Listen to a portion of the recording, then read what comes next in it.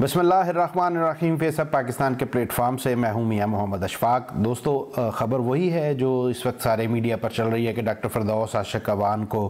ان کی جو معاون خصوصی برائے اطلاعات تھیں اس عہدے سے دستبردار کروا دیا گیا ہے، اور اس کے دستبرداری کے پیچھے جو وجوہات ہیں وہ وجوہات ہم آپ کو بتائیں گے۔ لیکن آپ کو سب سے پہلے یہ بتا دوں کہ یہ خبر مجھے رات کو ہمارے ایک انتہائی محترم دوست بھائی رات کو میرے ساتھ ڈسکس بھی کر رہے تھے، اور ایک اور خبر بھی ان کے ساتھ ڈسکس ہو رہی تھی 18ویں ترمیم کے حوالے سے۔ وہ صحافی کون ہیں جنہوں نے ایک دن پہلے ہی مجھے اس خبر کے حوالے سے بتا دیا تھا، وہ بھی آپ کو بتاؤں گا، اور ساتھ وہ وجوہات جو ڈاکٹر فردوس عاشق اعوان کو ان کی منسٹری سے ہٹانے کے حوالے سے بنی ان وجوہات کے متعلق بھی بتاؤں گا، اور عاصم سلیم باجوہ کو کیوں منتخب کیا گیا اس خاص طور پہ اس جو اسائنمنٹ ہے اس کے حوالے سے، اس کی کیا وجوہات ہیں، یہ ساری چیزیں آپ کے ساتھ شیئر کروں گا۔ لیکن آگے بڑھنے سے پہلے آپ سے گزارش ہے کہ فیس اب پاکستان کو سبسکرائب کریں، کمنٹ سیکشن میں اپنی رائے کا اظہار کریں، اور اگر آپ کو ویڈیو پسند آئے تو اسے لائک اور شیئر ضرور کیجیے گا۔ سب سے پہلے تو ذکر کر لیتے ہیں جناب محترم طلعت حسین صاحب کا، جو اپنے یوٹیوب چینل پر ایک نیریٹو بلڈ کر رہے تھے بڑے زور و شور کے ساتھ کہ حکومت اور اسٹیبلشمنٹ کے درمیان دوریاں آ چکی ہیں اور اب عمران خان کے دن گنے جا چکے ہیں، اور ایک مکمل نیریٹو بنا رہے تھے، اور خاص طور پہ وہ کہہ رہے تھے کہ یہ کرونا کے حوالے سے کون فیصلے لے رہا ہے، کون ہے جو پس پردہ ان سارے حالات پر اپنا ان پٹ اور آؤٹ پٹ دے رہا ہے، اور حکومت تو کہیں ہے ہی نہیں۔ آج ان کی طرف سے جو ٹویٹ کیا گیا ہے اس میں وہ بتانے کی کوشش یہ کر رہے ہیں کہ شاید حکومت صرف برائے نام ہے، اصل میں فوج ہی سارا ملک چلا رہی ہے، اور یہ دونوں ایک ہی ہیں اور ملے ہوئے ہیں اور بے نقاب ہو رہے ہیں۔ ان کی طرف سے یہ جو ٹویٹ کیا گیا وہ ہے کہ فردوس عاشق اعوان کے تویز بے اثر، شبلی فراز نئے انفارمیشن منسٹر، اور وزیر اعظم کے امیج کو جنرل رحیل شریف جیسا بنانے کے لیے فوج کے میڈیا گرو جنرل عاصم باجوہ خصوصی معاون۔ نیچے انہوں نے شعر لکھا ہے، تکلف بر تکلف ہوگا خطاب، آہستہ آہستہ اٹھے گا ان کے چہرے سے نقاب، آہستہ آہستہ۔ یہ وہی طلعت حسین صاحب ہیں، ان کی ساری ویڈیوز آپ جا کر ذرا چیک کریں تو یہ ایک ہی نیریٹو بنا رہے تھے کہ فوج خان سے ناراض ہے اور اب اپوزیشن کی جماعتوں کو موقع ملنے والا ہے، تو اب ان کا نیریٹو ظاہر ہے تبدیل ہو گیا ہے۔ تو اب آتا ہوں اس طرف کہ ڈاکٹر صاحبہ کو کیوں ہٹایا گیا۔ ڈاکٹر صاحبہ سے عمران خان صاحب ناراض تھے۔ پہلی ناراضگی کی جو وجہ تھی وہ یہ تھی کہ جس طرح کرونا کے حوالے سے کرونا کے آنے کے بعد حکومت نے جو اقدامات اٹھائے، ان اقدامات میں مثبت اقدامات حکومت سمجھتی ہے کہ وہ بڑے اٹھائے گئے، جس طرح سے احساس پروگرام اور دیگر پروگرام لائے گئے، پبلک کو ریلیف دینے کی کوشش کی گئی۔ عمران خان کا خیال ہے کہ حکومت کا موقف کو ڈاکٹر صاحبہ جو ہیں وہ پراپرلی لوگوں تک پہنچا نہیں سکیں اور نئی لوگوں کو بتا سکیں کہ کس طرح حکومت مثبت کام کر رہی ہے، اور حکومت کا یہ خیال ہے کہ باقی حکومتیں کرتی کچھ نہیں تھیں اور اپنا نیریٹو بلڈ کر لیتی تھیں، لیکن دوسری طرف ہماری ڈاکٹر صاحبہ حکومت کے اتنی اچھی کارکردگی ہونے کے باوجود پراپرلی جو ہے وہ لوگوں تک بات نہیں پہنچا سکیں۔ اس کے بعد دوسرا جو خان کی ناراضگی کی وجہ تھی وہ یہ تھی کہ یہ جو آٹا چینی بحران کے حوالے سے جو چیزیں سامنے آئی تھیں، اور پہلی دفعہ تھا کہ کوئی حکومت خود ایک انالیسس کرتی ہے کہ یہ کوئی نہ کوئی گڑبڑ ہے، اور اس انالیسس کے بعد حکم دیتی ہے کہ اس پر ایک جامعہ جو ہے وہ تحقیقاتی رپورٹ بنائی جائے۔ رپورٹ کے بننے کے بعد ابتدائی رپورٹ جب آتی ہے اس کے بعد حکومت کے اور اپوزیشن کے دونوں لوگ اس میں سے نکلتے ہیں، تو یہ ایک حکومت سمجھتی ہے کہ یہ اس کی بڑی مثبت کارکردگی تھی، لیکن ان کی جو ڈاکٹر فردوس عاشق اعوان ہیں وہ پراپرلی لوگوں تک یہ بات بھی کنوے نہیں کر سکی۔ اس کے علاوہ آپ کو یاد ہوگا کہ جنرل سابقہ جو D G I S P R ہیں آصف غفور، وہ فوج کے موقف کو لے کر بہت آگے چل رہے تھے، پبلک کے ساتھ ان کا انٹریکشن چل رہا تھا، میڈیا کے ساتھ ان کے بڑی ایک اچھی ریلیشن شپ بن چکی تھی۔ اس کے علاوہ ٹویٹر پر وہ خاصے ایکٹیو تھے، اور بڑی دفعہ ہم نے دیکھا کہ کوئی ایک عام سا صحافی جو ہے وہ کوئی ایسی بات کر دیتا تھا جو اینٹی فوج، اینٹی پاکستان یا اینٹی اسٹیبلشمنٹ ہوتی تھی، یا یوں سمجھ لیں کہ ان کے نیریٹو سے ہٹ کے ہوتی تھی، تو اس کے نیریٹو کو کاؤنٹر کرنے کے لیے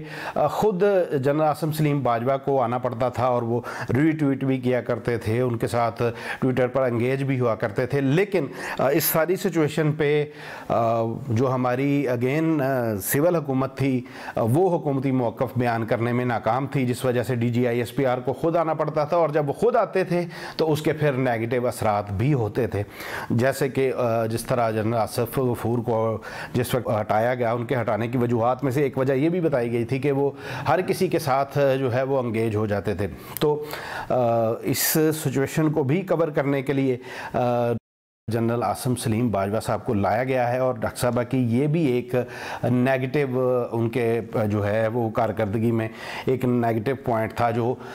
उनके हटाने की एक वजह बना। और जो बाखबर हमारे दोस्त हैं वो ये बताते हैं कि डॉक्टर साहबा को इस बात का पता चल चुका था कि उनके ख़िलाफ़ आज या कल किसी भी वक्त ये फ़ैसला आ सकता है। तो वो काफ़ी अरसे से जो इमरान खान के जो दोस्त थे, जो इमरान खान के करीबी लोग थे, वो जब वज़ीर-ए-आज़म हाउस में आते थे और डॉक्टर साहबा वहाँ पर मौजूद होती थी तो वो उनसे पहले मुलाकात से पहले गुजारिश किया करती थी कि खान साहब से मुलाकात करें और उनको बताएं कि डॉक्टर साहबा बड़ा अच्छा परफॉर्म कर रही हैं अपने शोबे के अंदर। तो ये सारी चीज़ें थी जो आपकी गोशगुजार करनी थी। और सबसे अहम खबर वो यही है कि जनरल आसिम सलीम बाजवा अब हुकूमत के मौक़िफ़ के साथ साथ फ़ौज के मौक़िफ़ को भी दिफा करेंगे, जो कि आने वाले दिनों में भारत के साथ हमारी टेंशन मज़ीद बढ़ने वाली है। भारत के साथ हमारे तनाज़ात ज़ाहिर है वो मौजूद हैं, कश्मीर का इशू है, और ख़ुद इंडिया के अंदर भी जो हालात हैं वो जिस तरह के हैं वो हम सभी जानते हैं कि किस तरह उनको वहाँ पर मौजूद मुसलमानों को तंग किया जा रहा है। तो ये सारी सिचुएशन ऐसी थी कि इस पर कोई ऐसा शख्स चाहिए था जो हुकूमती मौक़िफ़ सिर्फ तहरीक इंसाफ का मौक़िफ़ ना बयान करे, मुल्क का मौक़िफ़ बयान करे। तो जब हम भारत के साथ कोई किसी जगह पे एंगेज होते हैं तो मुल्क का मौक़िफ़ बयान करना होता है, ना कि तहरीक इंसाफ का, ना कि मुस्लिम लीग नून का, पीपल्स पार्टी का या किसी और जमात का। तो दोस्तों अब मैं आपको बताता हूँ कि वो कौन सा सहाफ़ी है जिसने मुझे कल रात ही इस खबर के हवाले से बता दिया था। हमारे इंतहाई मोहतरम और बड़े प्यारे दोस्त फ़हीम अख्तर, आप उनको यूट्यूब चैनल पर भी देखते हैं, 92 के साथ उनका ताल्लुक़ है। वो गुज़िश्ता रात ही मेरे साथ ये डिस्कस कर रहे थे डॉक्टर फिरदौस आशिक अवान के, एक तो उनको जो तब्दील किया जा रहा है उस हवाले से, दूसरा 18वीं तरमीम के हवाले से। वो ये कह रहे थे कि ये अभी चूँकि ख़बरें चल रही हैं, साबिर शाकिर की तरफ से भी ये खबर ARY पे भी चलाई गई है और उन्होंने यूट्यूब चैनल पर भी इस पर बात की है। तो वो मुझे ये बता रहे थे कि अभी इस पर कोई फ़िल वक्त अमल दरामद होता हुआ नज़र नहीं आ रहा 18वीं तरमीम के हवाले से। अलबत्ता उनकी तरफ से ये बताया जा रहा था कि डॉक्टर फिरदौस आशिक अवान तब्दील हो रही हैं। तो मैं उनसे ये कह रहा था कि मैं आपकी बात से किसी हद तक इत्तफाक करता हूँ कि शायद अभी 18वीं तरमीम के हवाले से कोई बात ना हो, लेकिन एक